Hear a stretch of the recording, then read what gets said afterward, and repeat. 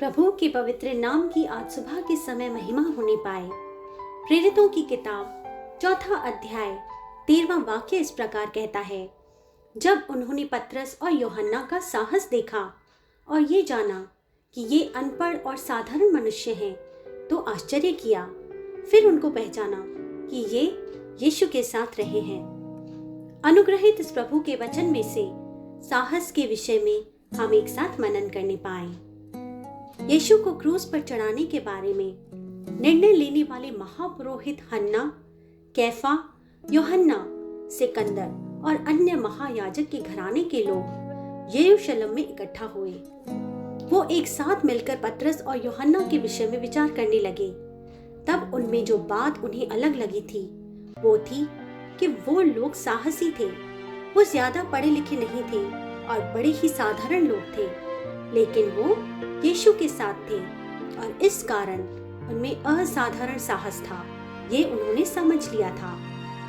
मुझे सुनने वाले प्रिय लोगों, हमारे विश्वास के अनुरूप सभी परेशानियों से पार पाने वाला साहस हमें चाहिए तो, लेकिन उसके लिए हमें बस यीशु मसीह के साथ होना है। आज जब इस वचन को आप ध्यान से सुनते हैं तो एक असाधारण साहस आपके अंदर देकर, आपको बल देकर, एक नई शक्ति के साथ आज के दुख को काबू करने में सर्वशक्तिमान प्रभु आपकी मदद करने पाए। पुष्पा नाम की एक आंगनवाड़ी शिक्षक की गवाही मैं आपके साथ बांटना चाहूंगी। उनका पति एक वाहन चालक है और उनके 3 बच्चे हैं। यीशु को जानने से पहले वो तकरीबन 8 वर्ष तक शैतान की बाधा में फंसी थी। वो तंबाकू की लत से ग्रस्त थी और चंगाई के लिए बहुत पैसा खर्च करने के बावजूद उसे कुछ फायदा न हुआ। तब ऐसे समय में वह यीशु मसीह को जानने लगी। यीशु ने इस पुष्पा नामक स्त्री को पूर्ण रूप से चंगा कर दिया। इस स्त्री के जीवन में बदलाव देखकर कई लोग यीशु के करीब आए। पुष्पा जहां कहीं भी जाती थी वहां यीशु मसीह का वो प्रचार करती थी।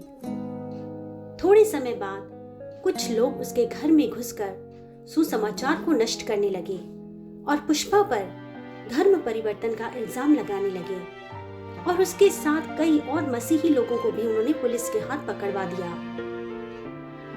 पुलिस स्टेशन की ओर जाते वक्त एक अन्य स्थान में ले जाकर उन्हें नारियल फोड़ने और नमस्कार करने के लिए विवश करने लगे, लेकिन उन्होंने साहस के साथ कहा, हम सिर्फ प्रभु के सामने घुटने टेकेंगे। इस कारण उनके साथ बहुत उत्पीड़न और मार पिटाई करने लगे और अंत में उन्हें अधिकारियों के समक्ष ले गए। जब अधिकारियों ने उनसे इस विषय के बारे में पूछा तो बड़े ही साहस के साथ पुष्पा नामक स्त्री ने इस प्रकार कहा, मुझे पिछले दिनों में सहायता करने वाले, चंगाई देने वाले प्रभु आने वाले दिनों में भी मुझे जलाएंगे। मुझे मरना भी पड़ा तो मैं प्रभु के लिए मरने को तैयार हूँ और मैं जीवित रहती हूँ तो भी उसी प्रभु के लिए जीऊंगी। अपने जीवन भर मैं उसी प्रभु की सेवा करूंगी। उन्होंने ये सब साहस के साथ अधिकारियों को बताया। अधिकारी उसका साहस देखकर और उसकी बातें सुनकर उन्हें छोड़ने पर विवश हो गए। कुछ लोगों ने जब वहां होने वाली आराधना को बंद करने का प्रयास किया तो 2 से ज्यादा सेवाएं अन्य जगहों पर भी चालू हो गई और इसके द्वारा कई और लोग प्रभु को जानने और उसकी महिमा करने लगे। एक समय में जब इस स्त्री के विश्वास के कारण उसके गांव वाले एकजुट होकर उसके खिलाफ बोलने लगे थे और इस कारण उनका पूरा गांव शापित होने लगा।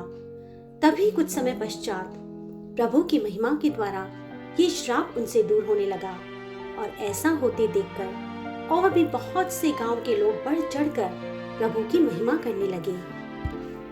आज सुबह यीशु मसीह के साथ चलें, जीवित रहकर और भी साहस के साथ यीशु के साक्षी बनने के लिए प्रभु हमारी सहायता करनी पाए।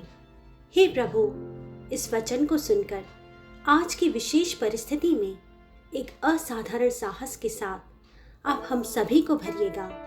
यीशु मसीह के पवित्र नाम से हमारी इस दुआ को आप सुने और कबूल करें। आमीन।